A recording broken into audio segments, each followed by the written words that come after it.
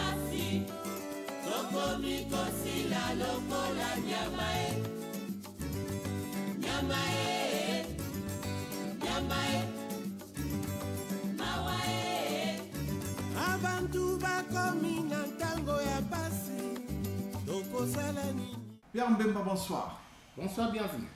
La MONUSCO, par la bouche de ses porte-paroles, a donné sa compréhension de ce qu'il faut entendre de la résolution 24-28. Non, 20-90. 20-88, oui, du Conseil de sécurité des Nations Unies. Est-ce que cette explication vous a convaincu, Pierre Mbemba? Me convaincre, non, mais ça m'a rendu plutôt perplexe parce que ce que nous avons entendu expliquer par les autorités de notre pays ne reflétait pas ce que les explications ou les éclaircissements entre guillemets donnés par la MONUSCO. Oui. Hein, bon, ce qui fait dire qu'il y a encore des anguilles sous roche. Hein. Alors, il faudra qu'on examine un peu ce problème de très près. Parce que moi, en tant que patriote, citoyen congolais, je suis inquiet d'apprendre que cette force pourra agir avec ou sans les FARDC. Je ne sais pas si notre gouvernement accepte ça, c'est un danger. C'est un danger et c'est même un piège. Parce que je crois que la demande de notre pays était de venir nous aider et non pas de faire le travail en lieu et place de nos forces armées. Mais Pierre Mbemba, j'ai posé la question à quelques diplomates, leur compréhension sur cette question. Il ressort que pour eux, cela voudrait dire lorsque les FARDC reculent, eux ne vont pas reculer, ils feront la guerre quand il s'agit de la traque des forces négatives. Non, ça c'est une tromperie. Pourquoi les FARDC doivent reculer alors que c'est leur affaire? Ben, ils en ont eu la preuve à Goma. Non. Ça c'est fallacieux. On doit faire très attention parce que quand on vous donne un discours qui commence à devenir dissonant, il faut commencer à être alerte et se poser des questions. Parce que ça doit être une seule compréhension et non pas deux compréhensions ou trois de compréhension. Parce qu'entre leur compréhension et la nôtre, la nôtre et celle de la MONUSCO, il y a au moins trois compréhensions. Il y a trois compréhensions, ça devient très dangereux. Hein. Alors moi je vais... Quelle est la bonne? C'est celle de la partie congolaise. Ça devient très difficile. Très compliqué. Hein. Très difficile à pouvoir savoir quelle est la vraie. Moi je serais tenté de suivre ce que donne mon gouvernement, hein, mais est-ce que c'est la vraie? Encore une fois, il y a une question. Hein, mais moi je pense qu'au-delà de tout ça, nous devons quand même faire un effort de compréhension. Mais justement, Pierre Mbemba, cet effort de compréhension, quelle est la compréhension du bon sens qu'on peut donner à cette disposition? Oui, moi d'abord avant de donner la bonne compréhension, à mon sens, à ma compréhension, je pensais que cette force venait en appui à nos forces armées. Absolument. Or, ce qui se fait partout. Hein. Ce qui se fait partout. Alors moi je pense que l'ONU devrait d'abord chercher à pouvoir équiper les forces armées congolaises parce que dans le volet de leur travail ici, c'est aussi de pouvoir permettre que l'armée congolaise... On a formulé la demande, Pierre Mbemba. Ils ne peuvent pas venir de leur propre initiative. Mais ils sont là depuis longtemps pour appuyer la formation des services de sécurité congolais, non? Mais il faut lire, même dans les fameux accords cadres, on reparle de ça, que la MONUSCO fait partie de la solution.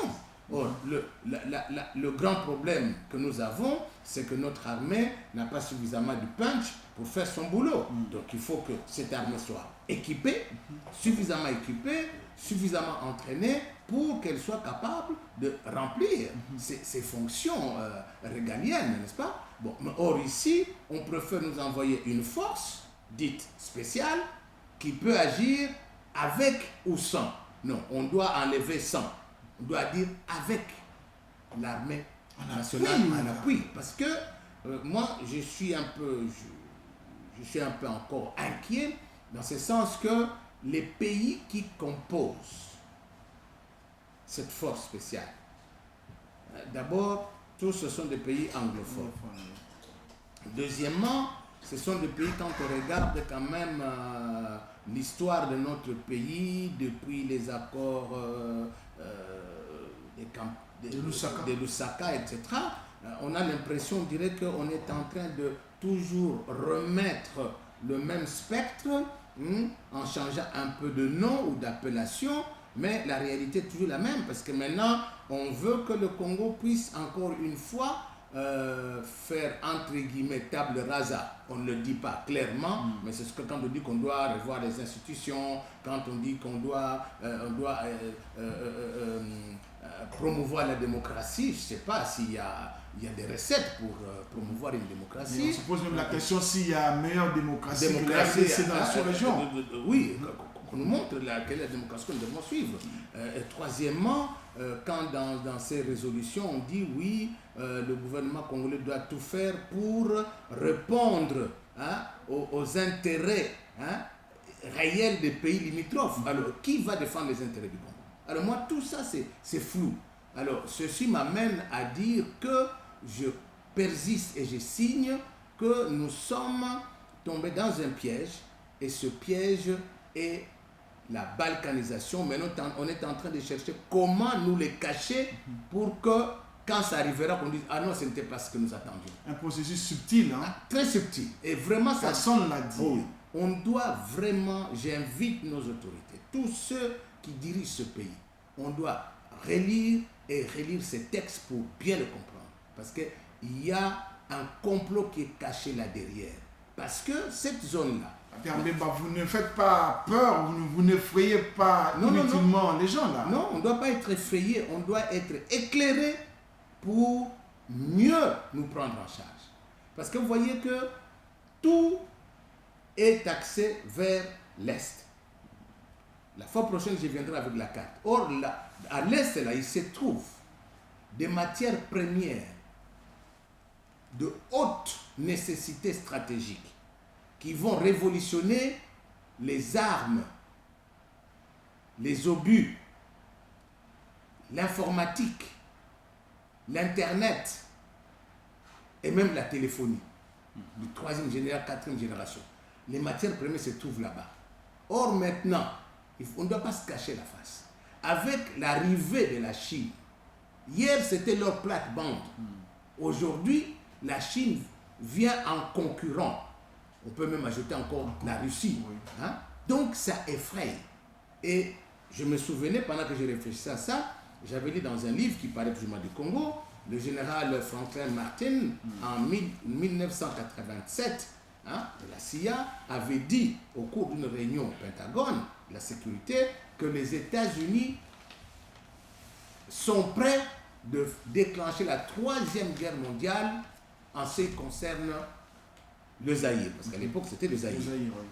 Et il indiquait qu'il s'y trouvait des matières premières de haute importance stratégique. Pour les États-Unis. Pour les États-Unis. Donc, les États-Unis ne permettraient pas que d'autres puissances viennent s'aventurer ici pour prendre possession. Or, ces matières, tout justement, se trouvent vers l'est du pays.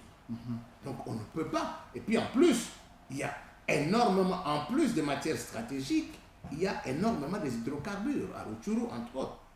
On parle de 4 milliards de barils, mais il y a peut-être très plus. Puis tu as les gaz, puis tu as d'autres produits. Et ils le veulent prendre ça. Et il y a toute une stratégie qui est montée, comme on dit que les Congolais ne savent rien. Donc, les gens qui sont de ce côté-là, les gens qu'ils protègent, ce sont eux qui vont commencer à diriger ces entreprises parce qu'ils seront qualifiés de Congolais.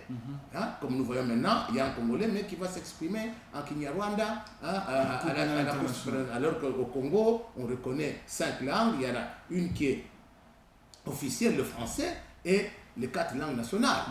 Donc un Congolais qui n'est pas capable de parler l'une de ces langues, ça devient quand même dangereux. Surtout qu'il était général. Il était général de brigade. Ce qui n'est pas peu. Je ne sais pas dans quels ordres il donnait ses ordres. Il faudra qu'on pose la question. Donc vous voyez que tout ça, ça dérange. Ça dérange beaucoup et ça nous amène à être très vigilants. Très vigilants. Et la vigilance doit être de mise, Pierre Mbemba, lorsque l'on constate que il s'est dit maintenant clairement que cette brigade qui devait être mise en place dans les 30 jours, ça ne va plus se déployer qu'au mois de juillet. C'est qu'il y a déjà des couacs même à leur niveau. Oui, mais pourquoi? Mais je l'avais dit ici, si tu m'avais bien suivi, il faut savoir ceci, que toutes les puissances qui mettent leurs forces à la disposition d'un pays tiers elle calcule quels sont les bénéfices qu'ils pourraient éventuellement en tirer. Ceux-ci peuvent être diplomatiques, stratégiques, économiques, financiers. Donc il y a tout ça. Donc quand ils pèsent, ils voient que ça ne pèse pas, ils ne vont pas. Parce que quand on envoie des gens là-bas, maintenant par exemple l'Afrique du Sud a perdu beaucoup de gens en Afrique du Sud, en République centrafricaine. On parle de 55 déjà. Oui, moi j'ai eu de mes sources 72. Hein. Oui, c'est ce que moi aussi j'ai entendu, même un peu plus, parce qu'on continue encore à ramasser les cadavres. Hein? Donc c'est très important. Or, mais pourquoi l'Afrique du Sud a envoyé des troupes là-bas? Pour défendre... À plusieurs kilomètres de la frontière. Hein. D'après ce qu'on apprend, parce que comme il y a quand même des minéraux là-bas, il y a du pétrole, tout ça, bon, il y a certaines sociétés sud-africaines qui sont intéressées. Donc vous comprenez. Or que chez nous... On reproche aussi au président Zuma d'être impliqué dans les affaires. Hein. Vous savez, bon, hein, la politique et les affaires, c'est pas... C'est pas seulement au Congo. Hein. C'est pas seulement au Congo, c'est partout. Hein. Dans les temps, j'avais lu aussi, il y avait l'or noir et la Maison Blanche. Hein. Donc, on a vu les Dick Cheney se précipiter en Irak. Oui. Bon, donc, ce sont des hommes, ils ont des ambitions. Alors, on se sert de dépositions pour essayer de faire des affaires. Donc, revenons à nos moutons. Or, même dans l'intervention de l'Afrique du Sud, maintenant, ça risque de poser des problèmes parce que si ce que nous entendons, nous disons ça au conditionnel, s'avérait vrai, ça risque de poser des problèmes pour l'envoi de troupes ici. Oui, encore expéditionnaire en RDC. Oui, parce que on sait que tout ça, quand c'est fait, parce qu'il y a des intérêts.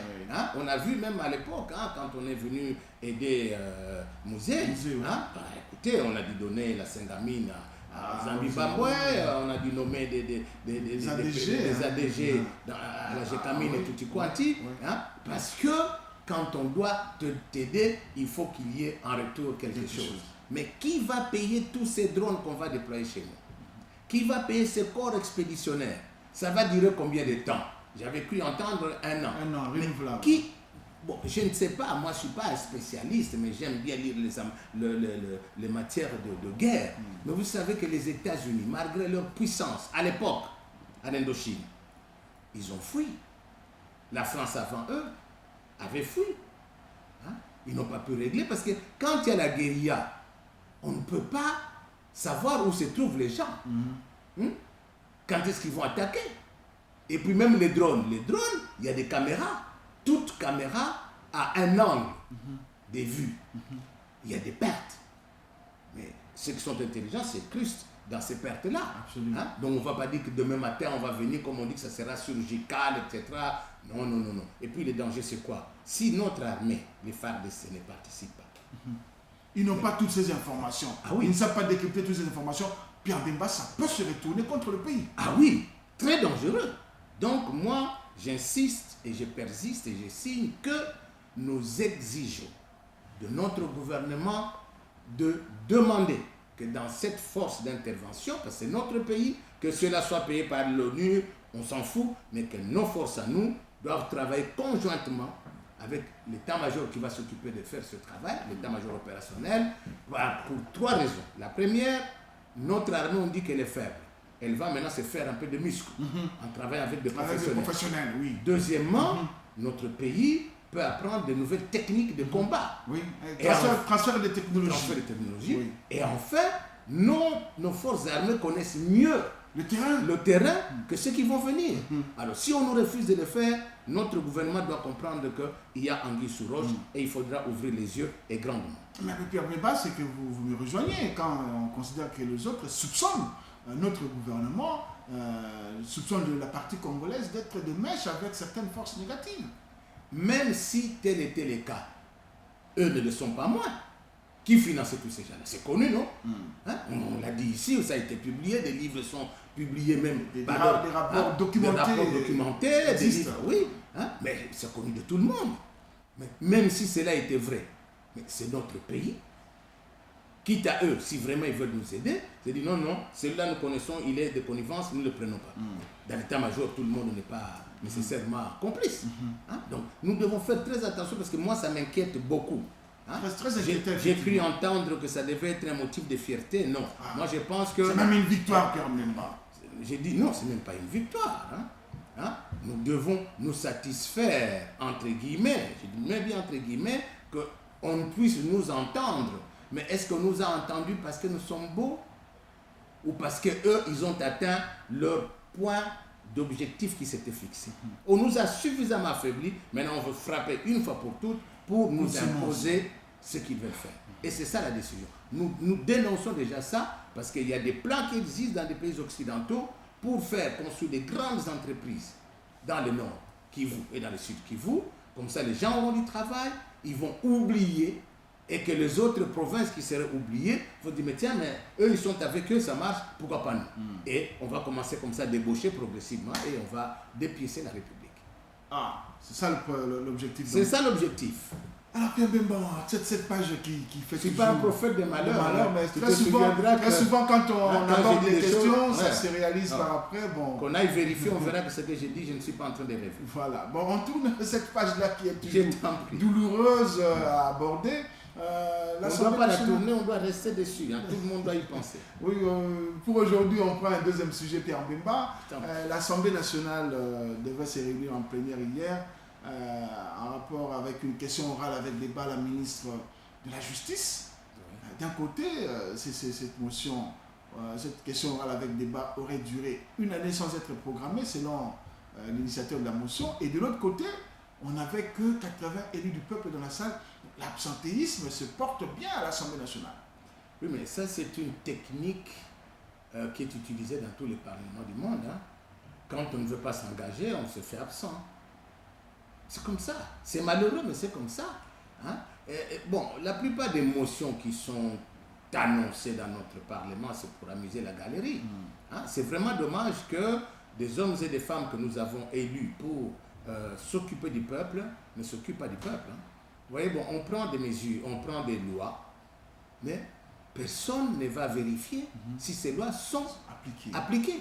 Alors, à quoi ça sert? Surtout dans le secteur de la justice. Dans tous les secteurs, mais il n'y a pas que la justice. Hein?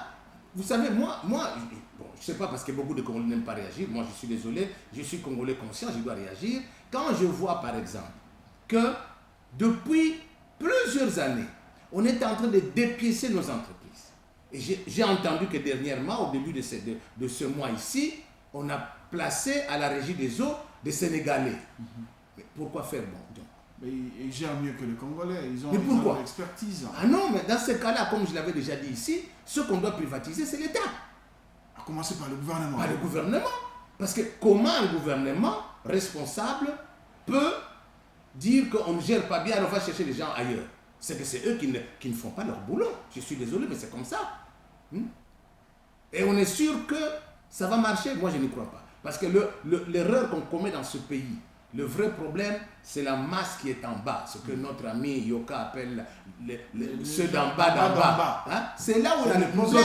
Parce que toutes ces entreprises travaillent pratiquement 70% des gens qui ne sont même pas des contractuels, qui sont des journaliers. Alors que dans une entreprise sérieuse, comme nous avons étudié en Europe, hein, chaque entreprise a son esprit. Il y a un esprit de telle entreprise, de la SNEL, de la Régie des eaux, et que sais-je encore. Donc tu ne peux pas être accepté quand tu n'as pas encore ingurgité et accepté, digérer cet esprit. Mais c'est ça le problème. Qui va ces directeurs-là vont descendre pour aller à la cité pour voir si on n'a pas tiré un tuyau, qu'on n'a pas... Pas du tout. Non. Ce sont les manœuvres. Non, ça sont les manœuvres. Non, je pense qu'on doit cesser d'humilier le peuple congolais. Moi, j'appelle ça l'humiliation. Parce que dans ce pays, il y a des gens qui ont étudié, qui sont capables.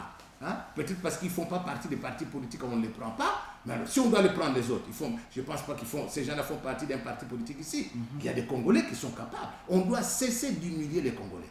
Moi, en tout cas, je ne me sens pas dans ma peau quand je vois des choses comme ça. Le copyleft est là depuis des dizaines d'années. Quelles sont les propositions qu'ils ont faites qui permettent à l'entreprise congolaise de fonctionner? Nul, zéro. Alors, pourquoi on continue? Mais tout ça sont des manœuvres pour privatiser le Congo. Nous ne devons pas accepter ça. Mais Pierre Mbemba, cela vous avez justifié l'absentéisme des députés par la solidarité de la famille politique. Mais on ne doit pas fuir quand même le contrôle, on ne doit pas fuir le débat au niveau de l'Assemblée nationale. Mais mon cher ami, il ne faut pas mener à dire des choses qu'on ne dit pas sur le plateau. Hein? Bon, mais malheureusement, nous sommes dans un pays où beaucoup de gens acceptent d'accéder à des charges sans savoir ce que ça veut dire. Hein? C'est ça le malheur. Hein? Vous voyez, bon, nous avons notre majorité là. Elle s'occupe à régler ses problèmes et non pas les problèmes de la nation. C'est ça. Dernièrement, on voulait faire la même chose pour le Premier ministre. Hein? Mais il semble que ce n'est pas fini. Hein? Ils ont réactivé la motion 24 heures après. Oui, mais d'accord, mais bon, oui, mais qu'ils commencent d'abord par faire leur boulot, qu'ils aillent faire le contrôle parlementaire. Et que quand on a fait ce contrôle parlementaire, que des punitions tombent. Pour des matières évidentes. Ah oui, pour des matières évidentes. On peut commencer par là. Ah oui. Il y a les entreprises qui sont là, bon, ça ne tourne pas, mais pourquoi ça ne tourne pas? Tu as déjà entendu, toi, depuis Kengo jusqu'à aujourd'hui, qu'on a arrêté quelqu'un? Non. Hein? Non. C'est ça notre... Mais tout le monde fait les constats sur les Oui, on fait les constats, mais vous savez... Et bien 100 mètres. Oui, c'est ça le danger. Hein? Alors qu'il faut que le Congo, l'État congolais doit retrouver ses biens. Et il doit aller les chercher là où ça se trouve. C'est ça que nous devons faire. C'est ça qui va faire qu'on va commencer à nous prendre au sérieux. Hein? Tout le monde dit l'armée est devenue faible. Mais qui a affaibli l'armée? Ce n'est pas l'armée elle-même. Ce sont nos autorités. Quelles sont les sanctions qui ont été prises? Rien. Les entreprises sont tombées. Pourquoi elles sont tombées? Qui on a arrêté? Personne. Est-ce que le PGR a ouvert des informations pour savoir quels étaient les problèmes réels et les cas échéants, hein, les déférer devant la justice? Parce que ce sont les biens de l'État, donc les biens du peuple congolais. Depuis Kengo, on peut remonter au début. Depuis longtemps. Donc ça ne date pas d'aujourd'hui. Donc on ne doit pas amuser la galerie. Tout ça, il faut que ça cesse parce qu'on humilie le peuple congolais. Or, moi, je pense que nous avons quand même des formations qui nous permettent de diriger les pays. Donc, on ne peut pas, quand nous faisons confiance aux gens qui dirigent, on ne peut pas nous mettre tous dans un même sac et nous sommes des incompétents. Parce qu'aujourd'hui, quand vous sortez, on dit le Congolais est incompétent. Et ça se vérifie. Hein? Ben oui, mais c'est dommage. Hein? Mais on ne peut pas accepter ça. Nous sommes 70 millions d'habitants. Bon, tous les 70 ne sont pas comme des crétins. Non, il faut que ça change. Il faut que ça change. Parce que c'est comme ça qu'on nous impose n'importe quoi. Les gens s'amusent à prendre des décisions par-ci, par-là. Nous ne sommes même pas informés. Puis on nous oblige de les faire. Et nous acceptons. Non, il faut que ça cesse. Il faut que ça cesse. Nous devons redevenir un peuple responsable. Un peuple digne. Nous sommes intelligents. Le Congolais est intelligent. J'ai voyagé par le monde. Quand vous voyez ailleurs le Congolais parler, on le respecte. Et même la production intellectuelle des Congolais. Ah oui, énorme. Et des qualités. Énorme, et des qualités. Mais pourquoi nous ne sommes pas capables de mettre cela en pratique pour que ça puisse produire pour notre pays? C'est ça qui m'intéresse, moi. Hein? Parce que tout ce que nous voyons là, on est en train de s'amuser du Congolais. À cause de notre propre turpitude. On ne peut pas accepter ça. On ne peut pas accepter ça. Pierre Mbemba, je vais évoquer avec vous une question douloureuse. La mort par accident de ces joueurs de football, Daring Club Motema Pembe 3. Je ne prends pas l'aspect accident, je prends plutôt l'autre aspect. Hein. On compatit avec les familles, bien évidemment. Je prends l'autre aspect, les véhicules de l'armée, parce qu'on prétend que c'est un véhicule de l'armée qui les a percutés, qui les percute, et personne n'en parle. C'est comme si c'est un véhicule de l'armée qui vous a percuté, vous êtes dans les pertes et profits. Hein. Oui, mais c'est ça le dysfonctionnement de l'État. Nous qui avons un peu évolué sous d'autres cieux, les véhicules militaires ne circulent pas tout le temps. Et quand ils sont en circulation de formation, mais ils sont disciplinés. Ils doivent même rouler mieux que les autres. Réglementairement, mais ici malheureusement, ça ne se fait pas. Alors, tout ça demande qu'il faut qu'on mette de l'ordre. Hein? Quelque part, ça manifeste, ce sont des manifestations, des situations qui sont peut-être mal digérées de leur part, qui font parfois des comportements pour justifier. Et il appartient à leur chef de comprendre pourquoi ces comportements. Ce ne sont pas les premiers accidents. Hein, moi, j'ai failli un jour être emporté. Hein, j'ai eu la chance de pouvoir me déporter sur le côté. Ah oui, le pauvre n'avait même pas de frein. Ah oui.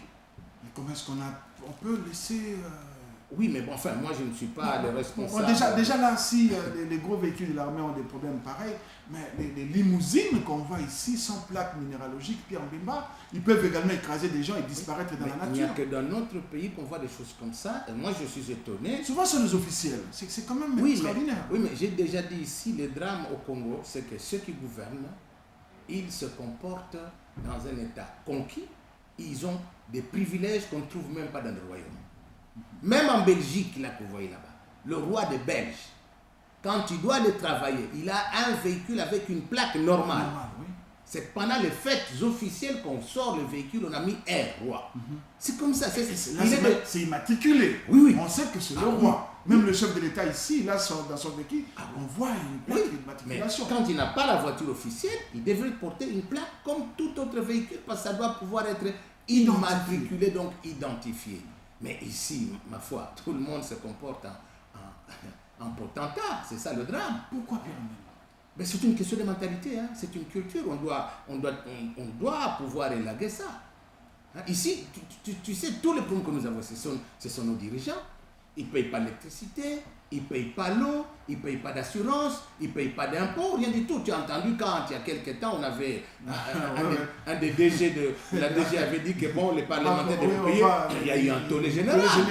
Alors que sous d'autres cieux, quand on ne paye pas des impôts, on ne peut même pas prétendre aux fonctions officielles.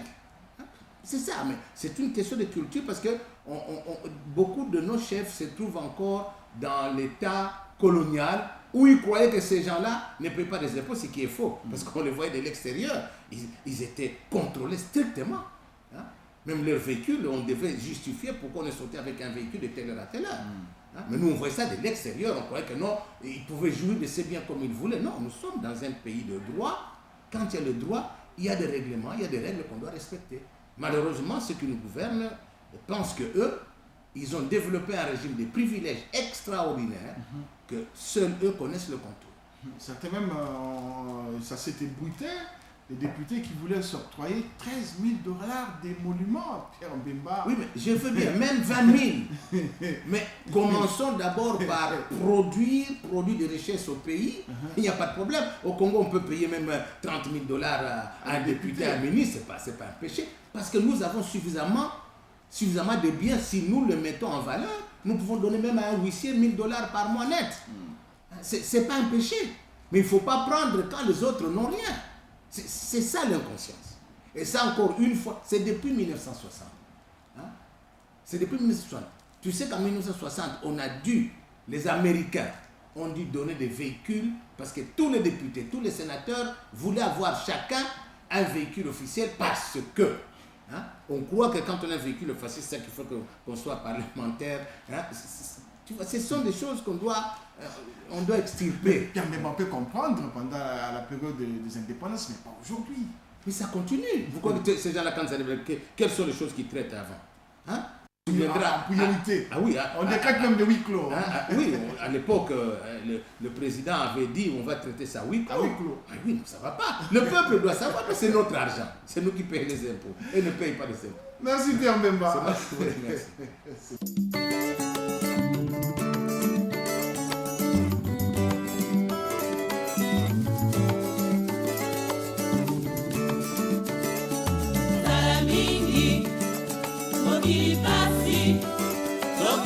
Kosila lokola nyama